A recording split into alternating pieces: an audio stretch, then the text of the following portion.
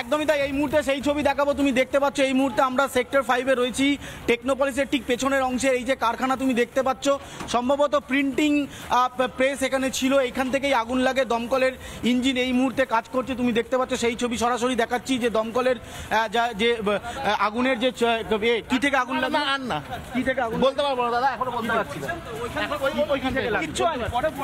দেখান, বলুন কি থেকে কিছু আছে সেটা জানা যায়নি এখন। আমরা বাইরে কিসের কারখানা জানা, কিসের কারখানা? হ্যাঁ, প্রিন্টিং। কখন লেগেছে আগুন? এই আধ ঘন্টা হলো। কটা ইঞ্জিন এসছে দমকলে বলতে পারবো না দাদা, এখানে দুটো আছে, আর কোথাও আছে কিনা দেখে দিন আপনারা। কোনো ইলেকট্রিক্যাল ফল্ট বলতে পারছি না, বলতে পারছি। একদমই তাই। তিনটে ইঞ্জিন এসে গেছে, দমকলে তিনটে ইঞ্জিন এসে গেছে, ওখান দিয়ে একটা ইঞ্জিন কাজ করেছে, এদিকেও কাজ করছে। এটা কখন লাগলো? আমরা যেটা খবর পেলাম ওই দুপুর 2টো, আমরা যাওয়ার পথে তো দেখলাম যে এখানে আগুনটা ধরেছে। যাই হোক, প্রিন্টিং এর এটা অফিস, যেটা শুনছি অলরেডি দমকলের 3টে ইঞ্জিন এখানে এসে গেছে।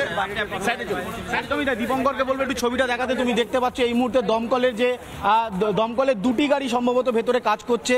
যেহেতু একটা প্রাইভেট কোম্পানি, সেই কারণে ভেতরে এরা অ্যালাউ করছেন না। কিন্তু আমরা যে ছবি দেখাচ্ছি একেবারে কালো ধোঁয়ায় ঢেকে গিয়েছে সেক্টর 5। তুমি দেখতে পাচ্ছ যে ভেতরে প্রিন্টিংয়ের কাজ চলতো, ছাপাখানা ছিল বলে এমনটাই কিন্তু প্রাথমিকভাবে জানা যাচ্ছে।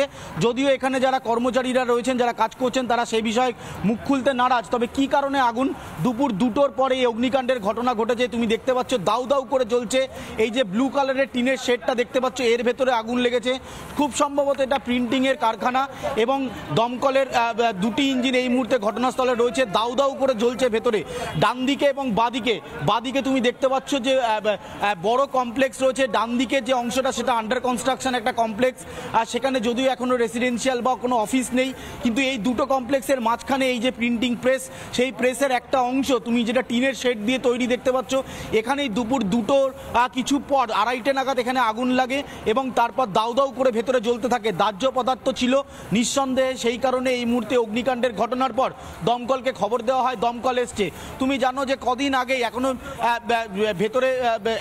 ভেতরে বেশ কয়েকজন রয়েছেন যারা আগুন নামানোর চেষ্টা করছেন এবং এই ধরনের জার, দীপঙ্করকে বলবো একটু দেখানোর জন্য, প্রিন্টিংয়ের জন্য যে কেমিক্যাল ইউজ করা হয় এই ধরনের প্রচুর পরিমাণে জার ছিল, যেটা এই মুহূর্তে যারা এখানকার কর্মচারীরা রয়েছেন তারা সেগুলোকে বার করে আনার চেষ্টা করছেন। একের পর এক বড় বড় টিনের জার, সেগুলো বার করে এনে বাইরে রাখা হচ্ছে। ভেতরে প্রচুর পরিমাণে এই ধরনের দাহ্য পদার্থ ছিল, সেখান থেকেই প্রাথমিকভাবে কোথাও আগুন ছড়িয়ে পড়ছে বলে মনে করা হচ্ছে।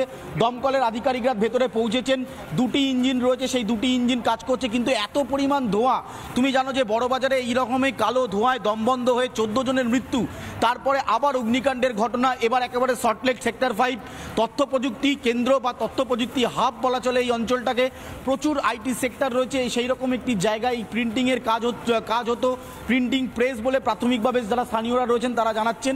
এবং এখান থেকে একেবারে কালো ধোঁয়া তুমি দেখতে পাচ্ছ যে বেরোচ্ছে এবং ভেতরে আগুন যথেষ্ট রয়েছে এবং যে কারণে আগুনটা স্প্রেড করে যাচ্ছে। তোমাকে জানিয়ে রাখি ভেতরে কেমিক্যাল জাতীয় কোনো কিছু ছিল যে কারণে আগুন স্প্রেড করছে। আবার একটু বলবো, যারা কেমিক্যালের ওই বক্সগুলো বার করে নিয়ে আসছে, দীপঙ্কর কাঞ্জিলাল সেই ছবি দেখাচ্ছি। তুমি দেখতে পাচ্ছ কর্মচারী যারা রয়েছে তাদেরকে এই দ্রুত এই কেমিক্যালের যে বক্সগুলো সেগুলো নিয়ে আসতে দেখা যাচ্ছে এবং এই ধরনের কেমিক্যাল ভেতরে থাকায় আগুন দ্রুত ছড়িয়ে পড়ছে বলে অনেকেই অনুমান করছে। প্রচুর পরিমাণে জার এখানে তুমি দেখতে পাচ্ছ যে পুলিশের কর্তারা বিধাননগরে তারা ইতিমধ্যেই এসে পৌঁছেছেন এবং ফায়ার ব্রিগেড তারা কাজ করছে, জল দেওয়া হচ্ছে।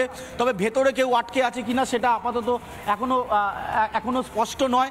পুলিশ রয়েছে, দমকল রয়েছে, যেহেতু প্রাইভেট সেক্টর সে কারণে ভেতরে অ্যালাউ হচ্ছে না। আবার একটু কালো ধোঁয়াটা দীপঙ্করকে বলবো দেখানোর জন্য। তুমি দেখতে পাচ্ছ যে কি পরিমাণ কালো ধোঁয়া ভেতরে রয়েছে, অর্থাৎ আগুন যে ভেতরে এখনো পর্যন্ত রয়েছে, যে কারণে আমি যেটা বলছিলাম যে কেমিক্যাল জাতীয় কিছু যেটা দিয়ে প্রিন্টিংয়ের কাজ হতো, সেই কেমিক্যাল জাতীয় কিছু অনেক জার আমরা দেখতে পাচ্ছি, সেখান থেকে আগুন আরও স্প্রেড করে যাচ্ছে বলে মনে করা হচ্ছে। এবং মনে আছে 2021 সালের পর থেকে রিপাবলিকের প্রতিনিধি হিসাবে আমরা বিভিন্ন জায়গায় গেছি, প্রচুর আগুন লেগেছে। আমরা সম্প্রতি দেখলাম মেচুয়া বাজারে 14 জনের মৃত্যু হলো।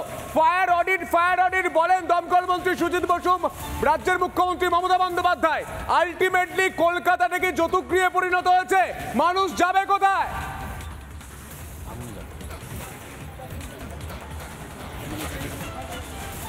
একদমই তাই। দেখো, একের পর এক অগ্নিকাণ্ডের ঘটনার পরও কার্যত শিক্ষা নিচ্ছে না বলা চলে, কারণ বারবার এই অগ্নিকাণ্ডের ঘটনা, এবং দমকল মন্ত্রী যেটা বলছিলেন যে তাদের ফায়ার অডিট চলছে, কিন্তু ফায়ার অডিট যদি হয়ে থাকে তাহলে এই ধরনের কোম্পানিগুলোতে কি অডিট হচ্ছে না?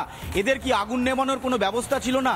যখন আগুন লাগলো কোন পর্যায়ে আগুন লাগে, যদিও তোমাকে বারবার বলছি যে বেসরকারি কোম্পানি ভেতরে তারা যেতে দিচ্ছেন না, ভেতরের কি পরিস্থিতি আমরা দেখাতে পাচ্ছি না, যতটা সম্ভব দেখানো আমরা যাই আমরা চেষ্টা হচ্ছে, লুকোনোর কিছু চেষ্টা হচ্ছে অনুপম। তবে হাইড্রোলিক ল্যাডার এখনো ইউজ করা হয়নি।